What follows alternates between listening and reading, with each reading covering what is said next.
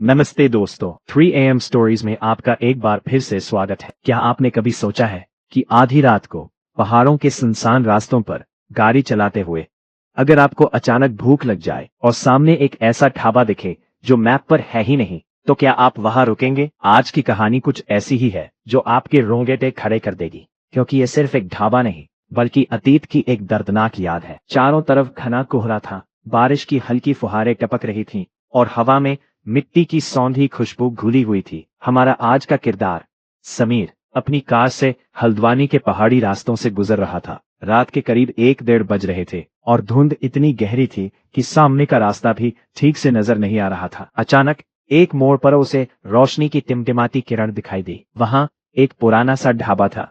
यार, आखिर ये रास्ता खत्म क्यों नहीं हो रहा? काश कहीं चाय मिल जाए, नींद भी आने लगी है। अरे वहाँ रोशनी, शायद कोई ढाबा है। चलो थोड़ी देर रुक जाता हूँ। भूख और थकान की वजह से समीर ने सोचा यहीं रुककर एक कप चाय पी ली जाए। लेकिन जैसे ही वो ढाबे के पास पहुंचा, उसे एक अजीब सी खामोशी महसूस हुई। न वहां कोई ग्राहक था, न कोई आवाज। ढाबे के मालिक एक बुजुर्ग चाचा भट्टी के पास बैठे थे।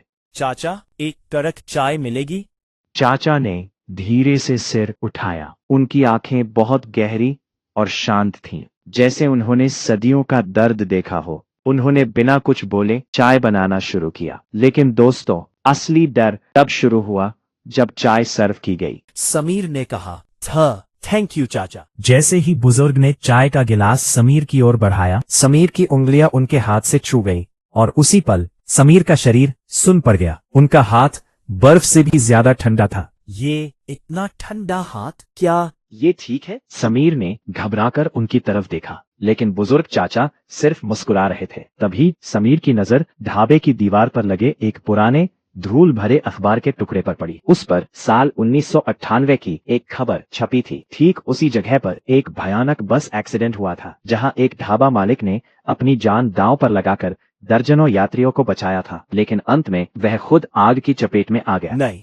ये वही ढाबा नहीं हो सकता। समीर को तुरंत एहसास हुआ कि ये वही ढाबा है। अक्सर ऐसे रूहानी मामलों में जो लोग अचानक और बेमौत मारे जाते हैं, उन्हें पता ही नहीं चलता कि उनकी मृत्यु हो चुकी है। उनकी जिंदगी उसी आखिरी पल में अटक जाती है और वे हर रात वही काम दोहराते हैं जो वे जीते जी करते थे। वो बुजुर्ग चाचा आज भी वहाँ मुसाफिरों का इंतजार कर रहे थे ताकि कोई उनकी आखिरी चाय पी सके। ये लीजिए आपके पैसे। पैसे नहीं बेटा, बस अपनी यादों में एक नेक इंसान को याद रखना। समीर वहां से अपनी जान बचाकर भागा, लेकिन जब उसने पीछे मुड़कर देखा तो वहां सिर्फ अंधेरा था और सन्नाटा। तो दोस्तों, अगली बार जब आप किसी सुनसान रास्ते पर अकेले सफर कर रहे हो और कोई अनजाना ढाबा दिखे, तो याद रखिएगा, हर चाय पिलाने वाला हाथ जिंदा नहीं होता। अगर आपको ये कहानी पसंद आई हो तो वीडियो को लाइक करें और 3 AM स्टोरीज को सब्सक्राइब करना ना भूलें। अपना ख्याल रखिएगा, क्योंकि अंधेरे में कोई आपका इंतजार कर रहा है।